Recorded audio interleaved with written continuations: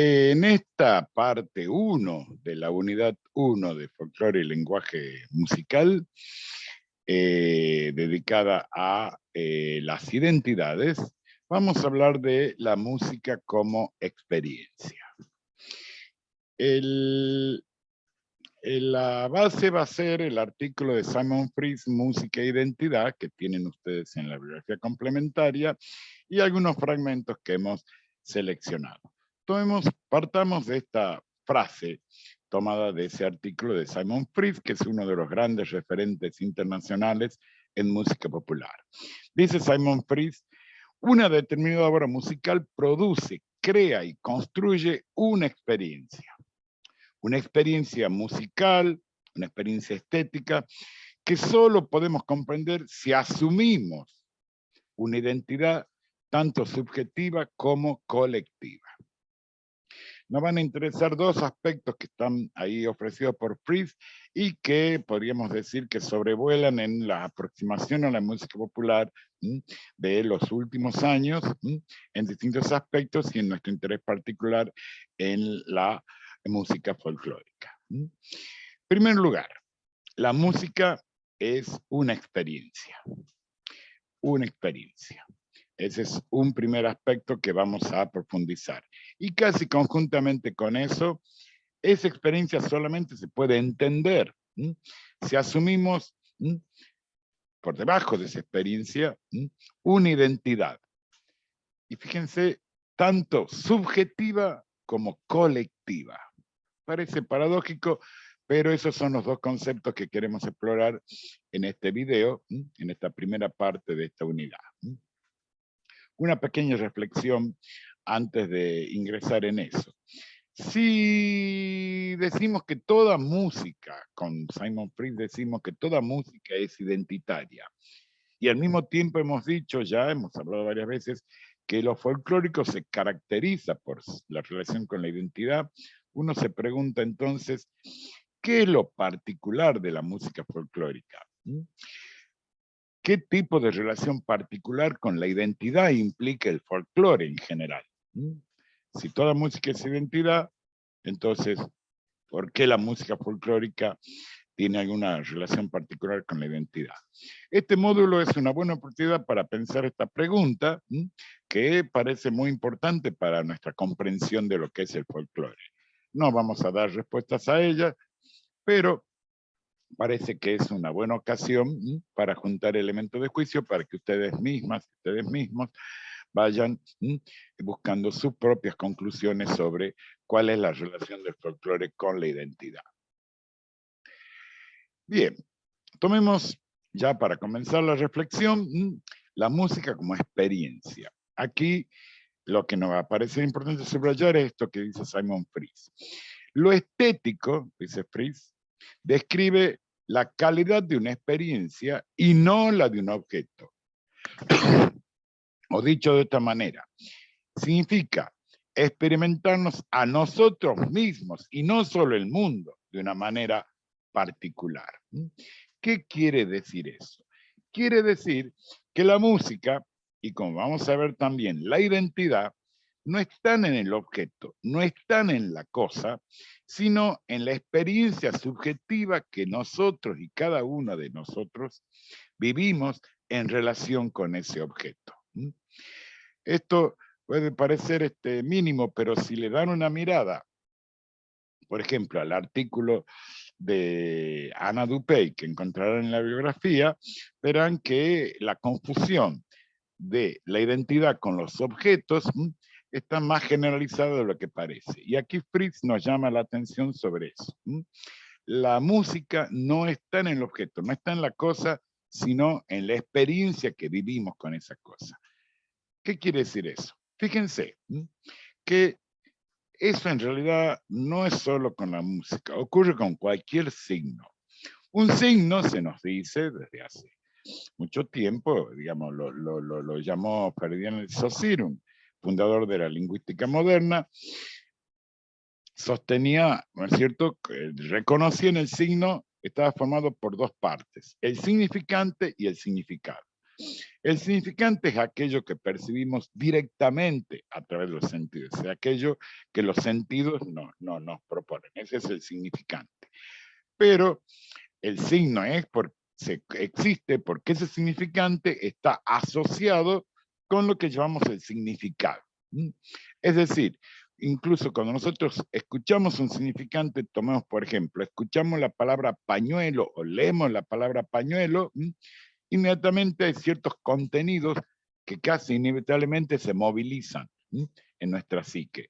Se movilizan en el sentido de que pensamos, por ejemplo, si nos dicen pañuelo, pensamos en, bueno, en algo conceptual, podemos decir un pequeño paño, ¿no es cierto?, generalmente cuadrado, pero también se movilizan otras cosas. Cuando decimos pañuelo, alguien puede pensar en un resfrío, otros pueden pensar en una despedida, otros y muchos de los que estamos aquí podemos pensar en la samba. El Cuchi Leguizamón decía, no hay samba sin pañuelo.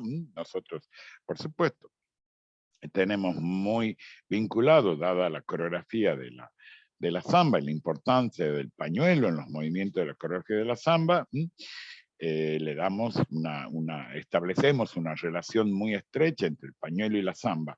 En fin, cuando uno escucha una palabra, se movilizan casi inmediatamente porque tenemos asociado ese significante, lo tenemos asociado con significados que no son solo conceptuales, también pueden ser emocionales e incluso motrices. Hay significantes que nos mueven corporalmente. Y en particular, por supuesto, en la música, muchos de los significantes de la música están directamente orientados a producir reacciones corporales. Todo eso es el significado. Ahora, ¿dónde está esa asociación? Esa asociación no existe en abstracto.